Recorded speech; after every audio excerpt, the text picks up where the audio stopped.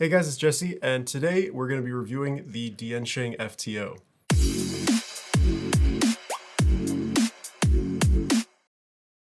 So this is going to be a very straightforward video. I'm just going to go over the specs of the puzzle real quick, talk about it briefly, and then I'm going to hand it off to the unofficial world record holder for FTO. So definitely stick around for that. But first, let's talk about the basics of this puzzle. So this is a magnetic, stickerless, face-turning octahedron. It's a fairly light puzzle, but let's go ahead and see what it actually weighs. So as you can see, we're at 93 grams. And looking at the edge length, this isn't the most precise measurement, but it looks like we're sitting around 67 millimeters. So this is going to be smaller and lighter than a lot of other FTOs. It's also the first one that's stickerless, and I very much like these shades. They are maybe a little bit dark. DianSheng does kind of have dark shades, but they're very vibrant, and I do like them a lot. And as for the finish, it's not UV coated. It's kind of just classic glossy plastic. It's not matte. So there are two versions of this puzzle. There's this version that has the black internal plastic, as you can see, and then there's also a version that has primary internal plastic, and we don't have those in stock yet, but they will be coming soon. So if you prefer puzzles with that kind of an aesthetic, it might be worth waiting for.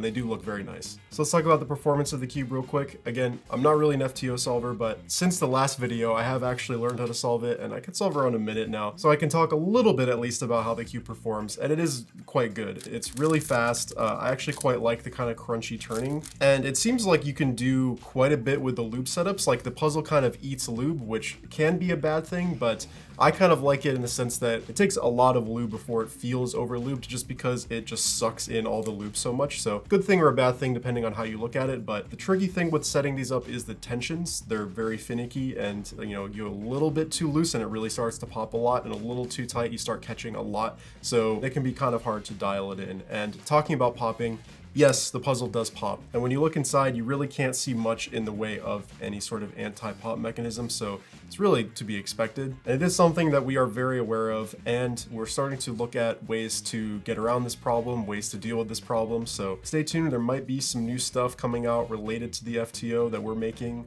very soon, potentially, maybe. Maybe I've said too much, I don't know.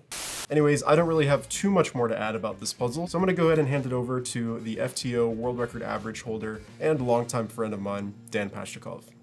Hi, I'm Dan, and thank you so much to TheCubicle for having me here.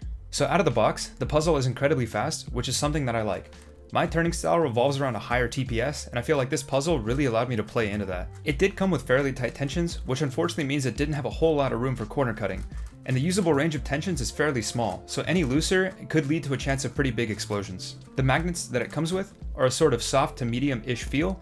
I personally wish they were stronger. I like a stronger magnet in my FTOs, so what I did is I would take the corner caps off and add more magnets on top of the existing ones without gluing them into place. Out of curiosity, I wanted to try the replacement springs that the puzzle comes with, and I felt like I could loosen the puzzle up a little bit more while keeping the same stability and getting a little bit more corner cutting out of it. This seems to be a pretty personal preference type of thing, but for me it helped a lot.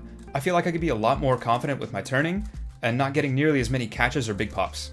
Unfortunately, even with these changes, I still do find myself getting some of these big pops and minor catches here and there.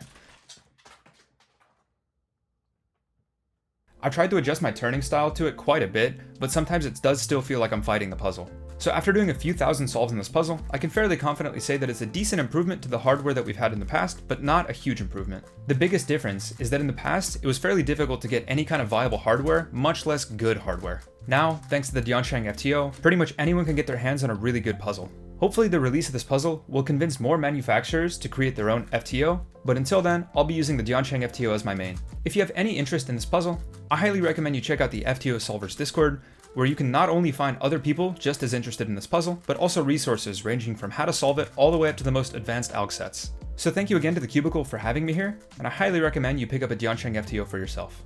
Well, Dan, thanks so much for coming on and sharing your thoughts, and I'll see you at NAC in a few days. All right, guys, well, that about does it for our review of the FTO. If you have any interest in solving FTO, this is absolutely the puzzle to get. It's $17.99 at TheCubicle.com. Definitely be sure to check it out at the link in the description. Thanks for watching, guys. Bye.